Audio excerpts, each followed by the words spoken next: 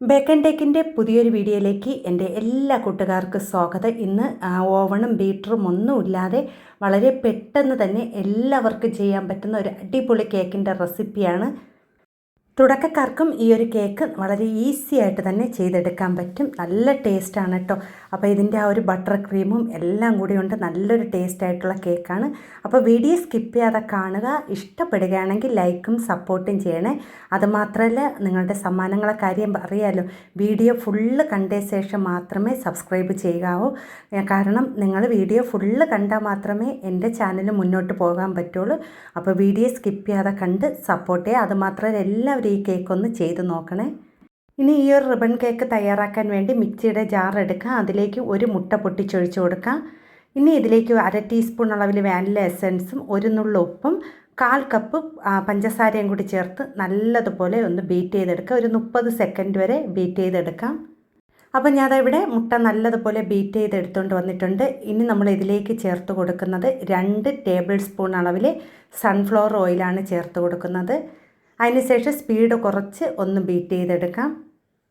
അടുത്തതിലേക്ക് 1/2 കപ്പ് മൈദ മാവ്, 1/2 ടീസ്പൂൺ അളവിൽ ബേക്കിംഗ് പൗഡർ, ഒരു 1/4 ടീസ്പൂൺ അളവിൽ ബേക്കിംഗ് സോഡ, പിന്നെ ഇതിലേക്ക് ഒരു 2 ടേബിൾ സ്പൂൺ അളവിൽ പാലും കൂടി ചേർത്ത് നല്ലതുപോലെ ഒന്ന് അരച്ചെടുക്കണം. അപ്പോൾ ഞാനതിവിടെ അരച്ചെടുത്തുകൊണ്ട് വന്നിട്ടുണ്ട്. ഈ ഒരു പരുവത്തിലാണ് എടുത്തിരിക്കുന്നത്. ഇനി ഞാനതിവിടെ 7 ഇഞ്ചിൻ്റെ കേക്ക് ടിൻ എടുത്തിട്ടുണ്ട്. അതിലേക്ക് ഓയിലൊന്ന് ബ്രഷ് ചെയ്ത ശേഷം ബട്ടർ പേപ്പർ വെച്ച് കൊടുത്തിട്ടുണ്ട്. അതിലേക്ക് ഈ ഒരു കൂട്ട് നമുക്ക് ഒഴിച്ചു കൊടുക്കാം. അതിനുശേഷം നമുക്കൊരു സ്പൂണ് കൊണ്ട് എല്ലാ ഭാഗത്തൊന്ന് നിരത്തി കൊടുക്കണം. അപ്പം ഞാനതിവിടെ എല്ലാ ഭാഗത്തൊന്ന് പതുക്കെ ഒന്ന് നിരത്തി ഒന്ന് ടാപ്പ് ചെയ്ത് കൊടുക്കുകയാണ് ചെയ്യുന്നത്. അതിനുശേഷം നമ്മളിവിടെ അലുമിനിയം പാത്രത്തിൽ വെച്ചാണ് ബേക്ക് ചെയ്തെടുക്കുന്നത്. അപ്പോൾ 10 മിനിറ്റ് ഒന്ന് ചെറു തീയിൽ വെച്ച് ഞാൻ ഒന്ന് ചൂടാക്കാൻ വേണ്ടി ഇട്ടിട്ടുണ്ട് കേട്ടോ.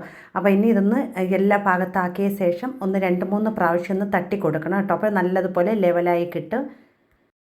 അതിനുശേഷം നമുക്ക് ഇത് അടുപ്പിൽ വെച്ച് കൊടുത്തതിന് ശേഷം നമുക്കൊരു 10-15 മിനിറ്റ് മാത്രം മതി കേട്ടോ. പെട്ടെന്ന് തന്നെ ഇതിനെ വേവിച്ചെടുക്കാൻ പറ്റും. കാരണം നമ്മൾ അത്രയും ഹൈറ്റിലല്ലല്ലോ ചെയ്യുന്നത്, നമ്മളെല്ലാം ഒന്ന് ചെറുതായിട്ടല്ലേ ചെയ്യുന്നത്. അപ്പോൾ ഞാൻ ഇതുപോലെ ഒരു വളയം വെച്ച് കൊടുത്തിട്ടുണ്ട്.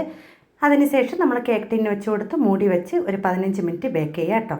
അടുത്തിനി നമുക്ക് ഇത് ചോക്ലേറ്റ് കേക്ക് തയ്യാറാക്കാൻ വേണ്ടി ഞാൻ അതേപോലെ തന്നെ ഒരു മുട്ട എടുത്തിട്ടുണ്ട്. അതിലേക്ക് 1/2 ടീസ്പൂൺ അളവിൽ വാനില എസൻസും ഒരു പിഞ്ച് ഉപ്പും ചേർത്ത് 1/2 കപ്പ് പഞ്ചസാരയും ചേർത്ത് നല്ലതുപോലെ ഒന്ന് ബീറ്റ് ചെയ്തെടുക്കാം. നമ്മൾ നേരത്തെ എങ്ങനെയാണോ വാനില സ്പോഞ്ച് തയ്യാറാക്കിയത് അതേപോലെ തന്നെയാണ് കേട്ടോ നമ്മളിതിന് ബാക്കി എല്ലാ കാര്യങ്ങളും ചേർക്കുന്നത്. അതിനുശേഷം നമ്മൾ 2 ടേബിൾ സ്പൂൺ സൺഫ്ലവർ ഓയിൽ ചേർത്ത് ഇതുപോലെ ഒന്ന് പതുക്കെ ഒന്ന് മിക്സ് ചെയ്തെടുത്താൽ മതി കേട്ടോ. നമ്മൾ സൺഫ്ലവർ ഓയിൽ ചേർത്ത് കഴിഞ്ഞാൽ പിന്നെ കൂടുതൽ സ്പീഡ് ബീറ്റ് ചെയ്യേണ്ട കേട്ടോ. പിന്നെ ഇതിലേക്ക് നമ്മൾ ഡ്രൈ ഇൻഗ്രീഡിയൻസ് ചേർക്കുന്നത് 1/2 കപ്പ് മൈദ മാവിലേക്ക് നമ്മൾ ചേർത്തതിന് ശേഷം 2 സ്പൂൺ മൈദ മാവ് മാറ്റിയിട്ട് അതിലേക്ക് കൊക്കോ പൗഡർ ചേർത്ത് കൊടുക്കണം കേട്ടോ. ആ ഒരു 2 സ്പൂണിന് പകരം കൊക്കോ പൗഡർ ചേർത്ത് കൊടുത്ത് ഇതിലേക്ക് ഇട്ട് കൊടുക്കാം. പിന്നെ ഇതിലേക്ക് 1/2 ടീസ്പൂൺ അളവിൽ ഇത് ബേക്കിംഗ് പൗഡറും ഒരു 1/4 ടീസ്പൂൺ അളവിൽ ബേക്കിംഗ് സോഡയും ഇട്ട് കൊടുത്ത് നല്ലതുപോലെ ഒന്ന് മിക്സ് ചെയ്തെടുക്കാം. പാല് 2 ടേബിൾ സ്പൂൺ കേട്ടോ ചേർത്ത് നല്ലതുപോലെ ഒന്ന് മിക്സ് ചെയ്തെടുക്കാം. അപ്പം നമ്മൾ നേരത്തെ ഉണ്ടാക്കിയ കേക്കിൻ്റെ ടിന്നിൽ തന്നെയാണ് ആദ്യത്തെ ആ ഒരു കേക്കിൻ്റെ നമ്മൾ ബട്ടർ പേപ്പർ മാറ്റിയിട്ട് അടുത്ത ഒരു ബട്ടർ പേപ്പറും കൂടി വെച്ച് കൊടുത്തിട്ട് ഈ ഒരു ബാറ്റർ ഒഴിച്ച് കൊടുത്താൽ മതി കേട്ടോ. അപ്പം ഞാനവിടെ വാനില സ്പോഞ്ച് തയ്യാറാക്കി എടുത്തിട്ടുണ്ട്. ഇനി നമുക്ക് ഈ ഒരു ബട്ടർ പേപ്പറിൽ നിന്ന് ഈ സ്പോഞ്ച് മാറ്റിയിട്ട് വേറൊരു ബട്ടർ പേപ്പർ വെച്ച് അതിലേക്ക് നമ്മൾ ഈ ഒരു ചോക്ലേറ്റിൻ്റെ ഇത് ബാറ്ററും കൂടി ഒഴിച്ച് ഇതേപോലെ 15 മിനിറ്റ് ഒന്ന് ബേക്ക് ചെയ്തെടുക്കാം കേട്ടോ. അപ്പം നമുക്ക് ഈ ഒരു പാത്രം തന്നെ നമുക്ക് മാറ്റാതെയും ചെയ്യാം കേട്ടോ.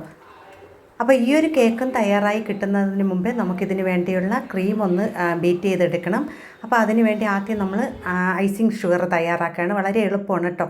1 കപ്പ് പഞ്ചസാര ഇട്ട് കൊടുക്കുക. അതിലേക്ക് 1 സ്പൂൺ അളവിൽ കോൺഫ്ലവറും കൂടി ഇട്ട് നല്ലതുപോലെ ഒന്ന് പൊടിയായിട്ട് അടിച്ചെടുക്കണം. നല്ല ഫൈനായിട്ട് അടിച്ചെടുക്കണം കേട്ടോ. അതിനുശേഷം ഒരു ബൗളിലേക്ക് 75 ഗ്രാം ബട്ടർ ഇട്ട് കൊടുക്കുക. നല്ലതുപോലെ സ്മൂത്തായിട്ടുള്ള ബട്ടർ ഇട്ട് കൊടുക്കണേ. നല്ല ഹാർഡായിട്ട് ഇരിക്കുന്ന ബട്ടറല്ല, നല്ല സോഫ്റ്റായിട്ടുള്ള ബട്ടർ ഇട്ട് കൊടുത്തതിന് ശേഷം പഞ്ചസാരപ്പൊടി കുറച്ച് വീതം ചേർത്ത് നല്ലതുപോലെ ഒന്ന് മിക്സ് ചെയ്തെടുക്കണം. അപ്പം വളരെ ഈസി ആയിട്ട് ചെയ്യാൻ പറ്റുന്നൊരു ബട്ടർ ക്രീമാണ് കേട്ടോ. നല്ല ടേസ്റ്റാണ് കേട്ടോ ഈ ഒരു ക്രീമിൽ നമ്മൾ ആ ഒരു കേക്ക് തയ്യാറാക്കി എടുക്കുമ്പോൾ കേട്ടോ. അപ്പോൾ ഞാൻ ഇവിടെ കുറച്ച് വീതം ചേർത്ത് എല്ലാ പഞ്ചസാര പൊടിയും ഞാൻ ഇതിലേക്ക് ചേർത്ത് കൊടുക്കുകയാണ്. പഞ്ചസാര പൊടിക്കുമ്പോൾ നല്ല ഫൈനായിട്ട് പൊടിച്ചെടുക്കണം, ഒട്ടും തന്നെ തരി പാടില്ല കേട്ടോ. ഇനി ബാക്കിയിരിക്കുന്നതും കൂടെ ഒന്ന് മിക്സ് ചെയ്ത ശേഷം ഞാൻ ഇതിനെ ഒരു മിക്സിയുടെ ജാറിലേക്ക് ഇട്ട് കൊടുക്കുകയാണ് ചെയ്യണം കേട്ടോ. നമുക്ക് വളരെ എളുപ്പത്തിൽ ആ ഒരു ക്രീം തയ്യാറാക്കി എടുക്കാൻ വേണ്ടിയാണ്. ഞാൻ ഇവിടെ ഇതെല്ലാം കൂടി ഒന്ന് മിക്സ് ചെയ്തത് മിക്സിയുടെ ജാറിലേക്ക് ഇട്ട് കൊടുത്തിട്ടുണ്ട്. ഇനി നമ്മളിതിലേക്ക് കുറച്ച് വാനില എസൻസും 1 സ്പൂൺ അളവിൽ പാലും കൂടി ചേർത്ത് നല്ലതുപോലെ ഒന്ന് അടിച്ച് ക്രീമാക്കി എടുക്കണം കേട്ടോ. അപ്പോൾ ഞാനതിവിടെ ഒന്ന് നല്ലതുപോലെ ഒന്ന് അടിച്ചെടുക്കുകയാണ്. അതായത് ഈ ഒരു പരുവത്തിൽ വേണം നമുക്ക് ഈ ഒരു ക്രീം തയ്യാറാക്കി എടുക്കാൻ. നല്ല സ്മൂത്തായിട്ട് ഞാൻ എടുത്തിട്ടുണ്ട് കണ്ടോ. ഇനി നമ്മളിതിനെ ആ ഒരു കേക്കിലേക്ക് തേച്ച് കൊടുക്കുകയാണ് ചെയ്യുന്നത്. ഈ ഒരു ക്രീം എന്ന് പറയുന്നത് ഭയങ്കര ടേസ്റ്റായിട്ടുള്ള ക്രീമാണ് കേട്ടോ, അത്ര നല്ല ടേസ്റ്റാണ്. അപ്പോൾ ആദ്യത്തെ ലെയർ ഞാനവിടെ കേക്ക് എടുത്ത് വെച്ചിട്ടുണ്ട്. അതിലേക്ക് നമുക്ക് കൂടുതൽ കട്ടിക്ക് ചെയ്യേണ്ട കേട്ടോ, നല്ല നൈസായിട്ടൊന്ന് തേച്ച് കൊടുത്താൽ മതി. അധികം കട്ടിയായിട്ട് നമ്മൾ ഈ ക്രീം തേക്കുകയൊന്നും വേണ്ട കേട്ടോ. അപ്പോൾ ഒരു ബട്ടർ ക്രീം നമ്മൾ ഒരു നൈഫോ ഇതുപോലെ ഒന്ന് വെച്ച് നല്ലതുപോലെ ഒന്ന് തേച്ച് പിടിപ്പിച്ച് കൊടുക്കാം.